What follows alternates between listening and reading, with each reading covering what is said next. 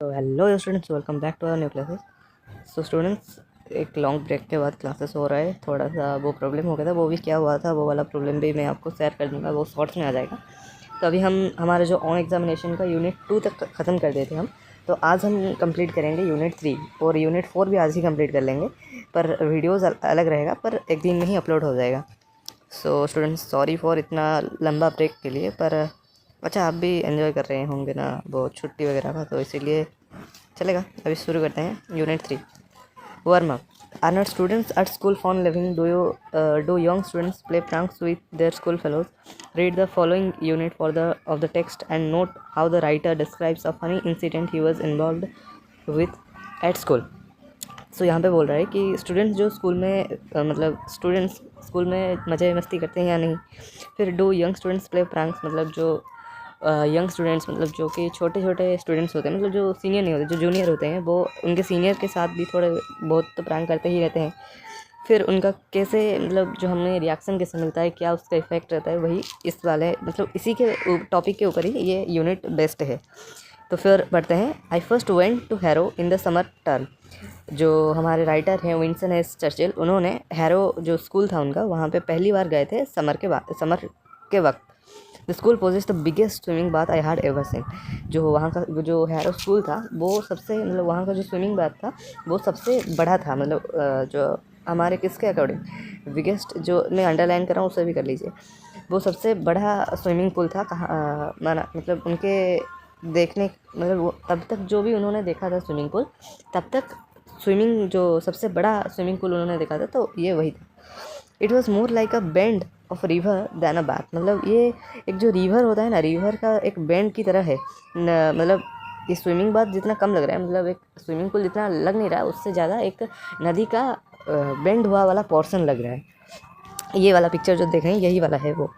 फिर it had 2 bridges across it. इसके ऊपर 2 ब्रिजेस भी थे। थीथर we used to repair for hours at a time and bask between our dips, eating enormous bones on the hot asphalt margin. थीथर मतलब उधर उधर हम घंटों घंटों तक हमें रिपेयर करते थे। रिपेयर मतलब कोई मैकेनिक थोड़ी है जो रिपेयर करेगा, वो मैकेनिक तो नहीं है ना। यहाँ पे रिपेयर का मतलब ये है कि वहाँ पे वो आराम कर रहे थे और घंटों वहाँ पे बिता के मतलब उनको मन को तसल्ली मिल रही थी, पीस मिल रही थी। And at a time and bask bask मतलब धूप सेकते थे। बिटवीन इसके धूप सेकने के मतलब बीच में ही जो बंस वगैरह रहता है, ब्रेड्स वगैरह रहता है, उसको खाते भी थे। On the hot asphalt margin मतलब जो वहाँ का तट था, जो मतलब जो हमारे रोड वगैरह में डला जाता है पिचू, उसका जो मतलब जो मार्जिन होता है उसके तट पर बैठ के, मतलब जहाँ पे स्विमिंग पूल होगा उसके साइड में तो कंक्रीट का कुछ बना रहेगा ना, वहीं पे बैठ के धूप भी सेकते थे। Naturally it was good joke to come up. It was a मतलब नेचुरली अगर हम कहें तो ये एक गुड जोक था। बिहाइंड सम नेकेड फ्रेंड और even enemy and push him in. मतलब जो बच्चे मजे मस्ती करते हैं, अगर आप कभी नदी में नहाने गए होंगे तो आपको पता ही होगा कि वहाँ पे मतलब कोई खड़ा होगा तट में तो उसे धकेल देते हैं, ऐसे ही मज़े करते रहते हैं। फिर पुश हिम इन मतलब उसके अंदर ढकेल देना। I made quite a habit of this with boys of my own size और लेस। तो वहाँ पे जो हमारे विंस्टन एस चर्चिल जी कहते हैं कि ये वाला जो मेरा एक थोड़ा हैबिट बन गया था, मैं अपने बॉयज़ के साथ मतलब अपने साइज़ के बॉयज़ के साथ या फिर मुझसे जो भी छोटे थे उनके साथ मैं ये मज़ा कर लिया करता था। One day when I had been no more than a month in the school. मतलब एक दिन ऐसा था जहाँ पे मतलब एक मंथ भी नहीं हुआ था स्कूल में। फिर क्या हुआ, I saw a boy standing in a meditative posture. तो ये क्वेश्चन पूछा जाता है कि जो मतलब ये जो बच्चा था उसका नाम आमेरी था, तो वो किस पोस्चर में खड़ा था, तो ये है meditative posture. Wrapped in a towel on the brink मतलब जो तट पे खड़ा था। तट मतलब जो किनारा होता है, नदी का किनारा होता है, वहीं पे मतलब वो तो नदी नहीं था, वो स्विमिंग बात था। तो वहाँ पे जो किनारे में वो खड़ा था, एक बच्चा खड़ा था जो कि एक मेडिटेटिव पोस्चर मतलब योगा करते हुए जैसे पोस्चर में खड़े रहते हैं, जैसे सूर्य नमस्कार करते हुए जो पोस्चर रहता है वैसे ही वो खड़ा हुआ था। और वो एक टॉवल से बस मतलब उसे एक टॉवल ही पहना हुआ था। He was no bigger than I was. मतलब हमारे जो विंस्टन एस चर्चिल जी हैं उनको लगता है कि वो उनसे ज़्यादा बड़ा था ही नहीं। So I thought him a fair game. So उन्होंने सोचा कि उसके साथ एक गेम खेला जाए। तो कैसे गेम खेलते हैं, कमिंग स्टेल्दीली मतलब धीरे से चुपके से। वे वहाँ पे चुपके से आए, धीरे धीरे आए।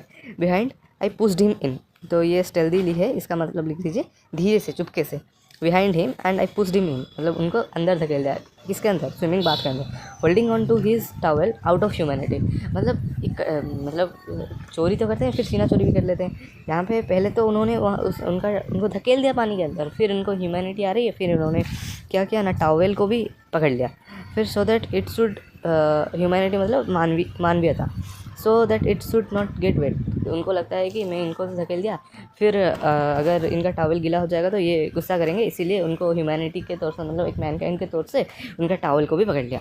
आई was startled to see a furious face emerge from the foam and being evidently of enormous strength making it fear strokes and soar. ये तो लाइनें बहुत मतलब डिफिकल्ट है, थोड़ा सा डिफिकल्ट क्या ही है, समझ लेंगे तो सही से हर वक्त के लिए समझ लेंगे। फिर यहाँ पे क्या कहते हैं ना, उनको धकेल दो दिया, फिर उन्होंने देखा कि एक भयंकर सा चेहरा जो फ्रॉम द फोम मतलब जो बुलबुला होता है, जो पानी के ऊपर बना देता है, अगर कभी स्विमिंग बाथ वगैरह क्लीन नहीं किया जाता तो वहाँ पे बुलबुले बन जाते हैं, तो उसके अंदर से वो निकल के आ रहे हैं, and being evidently of enormous strength, और उसमें से इनको पता चल रहा है कि जो उनका फेस देख के जो आमेरी है, जो इसको धक्का दिया था उसका नाम आमेरी था, तो आमेरी को देख के इनको पता चल रहा है कि वो बहुत ही मतलब वो एक बड़ा शक्तिशाली बंदा है। फिर फियर्सली मतलब भयंकर स्ट्रोक्स टू द सोर, फियर्स मतलब भयंकर, स्ट्रोक्स मतलब है स्ट्रोक्स मतलब जो अंदर से निकल के आ रहा है, मतलब अपना रास्ता क्रिएट कर रहा है, वही इसको स्ट्रोक्स बताया जा रहा है। आई फ्लेड मतलब मैंने भागा, बट इन वैन मतलब कुछ उसका बट कोई भी मतलब कुछ वैसा नतीजा नहीं था जिससे कि उनको कुछ वो बच गए, जैसे वैसा कुछ नतीजा नहीं मिला। Swift as the wind my pursuer overtake me, seized me in a ferocious grief and hurled me into the deepest part of the pool. यहाँ पे हमारे एस चर्चिल जी बताते हैं कि वो इतने ज़ोर से भाग रहे थे कि उनको जैसे लग रहा था अगर हवा ही है जो उनको पकड़ सकती है, वरना और कोई नहीं। पर वो जो अमेरी थे वो भी उनको पकड़ लिए, सीज्ड में मतलब उनको पकड़ लिए इन फेरोसियस ग्रीप मतलब एक क्रूर पकड़ मतलब जोरदार से पकड़े, और hulled him into the deepest water, hulled him मतलब घसीटते हुए उनको लेके पूल के अंदर धकेल दी, मतलब ऐसे फेंके कि वो सबसे डीपेस्ट पार्ट था पूल का। फिर I soon scrambled out on the other side and found myself surrounded by an agitated crowd of younger boys। मतलब अभी यहाँ पे बताते हैं हमारे जो राइटर हैं, क्राउड ऑफ यंगर बॉयज़ मतलब जो जब वो अंदर से निकलते हैं पानी से तब उनको दिखता है कि यंगर बॉयज़ का एक क्राउड, एगेटेड क्राउड मतलब एक शोर शराबा वाला क्राउड बन चुका था। फिर ये थोड़ा सा अभी पेन का वो प्रॉब्लम चल रहा है। यू आर इन इट मतलब इसका ये जो लिखा है, मतलब इसका मतलब ये है कि तुम ही इसके जिम्मेदार हो। वो उन सबों ने बोला डू यू नो, तुम्हें पता है क्या, व्हाट यू हैव डन, आपने क्या किया है। इट्स आमेरी, जो मैं ना बता रहा था, it's Amery, he is in the 6th form, मतलब हमारा जैसे 1 क्लास 2 क्लास होता है वैसे ही उनका वो 4th क्लास के थे, और वो जो आमेरी था जिनको हमारे राइटर ने धकेल दिया उनका 6th क्लास था। He is the head of his house, जो हाउस होता है स्कूल वगैरह में वैसा ही उनका भी हाउस था, तो वो हाउस के कुछ हेड थे। चैम्पियन एट जिम्स में भी वो चैम्पियन थे। He got his football colours मतलब फुटबॉल में कलर्स मिलना मतलब एक अच्छा पोजीशन आप प्राप्त करते हैं। फिर they continue to recount his many titles and fame, मतलब उनका जो टाइटल्स थे, मतलब जो भी नाम उन्होंने हासिल किए थे, और फेम मतलब उनकी लोकप्रियता, and reverence and it dilate upon the awful retribution that would fall upon मी। यहाँ पे जो रिवरेंस है, रिवरेंस का मतलब है रिस्पेक्ट, उनका जो रिस्पेक्ट है, dilate upon the awful retribution मतलब फियरफुल पनिशमेंट, मतलब जो आपने किया है उसके लिए एक फियरफुल पनिशमेंट वह बिल्कुल देंगे। I was confused not only in with terror, मतलब मैं वहाँ पे घबरा गया बस टेरर के लिए नहीं, but with the guilt of sacrilege मतलब एक मन से आपको अनहैप्पी फीलिंग आती है फॉर डूइंग समथिंग रॉन्ग और साइनफुल, मतलब कुछ गलत कर देते हैं तो आपको एक अनहैप्पी फीलिंग आती है। तो I was confuse not only with terror, मैं वहाँ पे कन्फ्यूज मतलब डर जाना, मतलब कांपना, डर के मारे कांपना, वो बस डर के मारे काम नहीं रहते, बट उनको एक गिल्ट फील भी हो रहा था कि मैंने ऐसा क्यों किया। How could I tell his rank when he was in a bath towel and so small, और फिर वो बताते हैं कि मैं कैसे उनको पहचान सकता हूँ कि जब वो एक टॉवल में तट पे खड़े हैं और इतने छोटे भी हैं। देन उन्होंने सोचा आई डिटरमाइंड टू अपोलाइज इमीडिएटली, फिर मैंने सोचा कि मैं अपोलाइज मतलब गलती मांग लूँगा उनसे। Approach the potent in lively trepidation, approach मतलब मैं गया एक मतलब मैं मतलब ये जो सेंटेंस है, आई डिटरमाइंड टू अपोलोजाइज इमीडिएटली, मैं सोचा उनके जाके क्या अपनी गलती की मैंने गलती किया है मान लूँगा जाके, यही सोचा। फिर उन्होंने बोला I approach the potent in a lively tradition, मैं जीवित घबराहट के साथ शक्तिशाली व्यक्ति के पास गया। मतलब उनको, वह जीवित थे पर उनके पास इतना घबराहट हो रही थी कि उनको लग रहा था मैं जीवित नहीं हूँ। फिर एक वो जो शक्तिशाली था उसके पास उन्होंने गए, जो हमारे राइटर गए, फिर बोले आई एम वेरी सॉरी, मेरा मतलब मेरी गलती हो चुकी है, मुझे माफ़ कर दीजिए, आई एम वेरी सॉरी। फिर I said I mistook you for the fourth form boy, फिर बोलते हैं कि मैं आपको मतलब मिसअंडरस्टैंड कर चुका हूँ, मैं आपको मिस टू किया हूँ कि फोर्थ फॉर्म आप फोर्थ क्लास के बच्चे हैं, इसीलिए मैंने आपको धकेल दिया। यू आर सो स्मॉल, आप थोड़े छोटे थे इसीलिए, आप बहुत छोटे हैं इसीलिए मैंने आपको फोर्थ फॉर्म बॉय सोच लिया था। He did not seem at all placated by this, मतलब ये तो गलती मांगते हैं पर ऐसे मांगते हैं कि उनको फिर गुस्सा आ जाएगा। फिर क्या होता है, so I added in a most brilliant recovery, तो मैं एक ब्रिलियंट रिकवरी मतलब जो प्रेजेंस ऑफ माइंड होता है उसका यूज़ करके मैंने एक बात बताई, जो था कि माई फादर वो इज़ अ ग्रेट मैन, मेरे पिता जो कि एक बड़े आदमी हैं, इज़ ऑल्सो स्मॉल, वो भी छोटे हैं।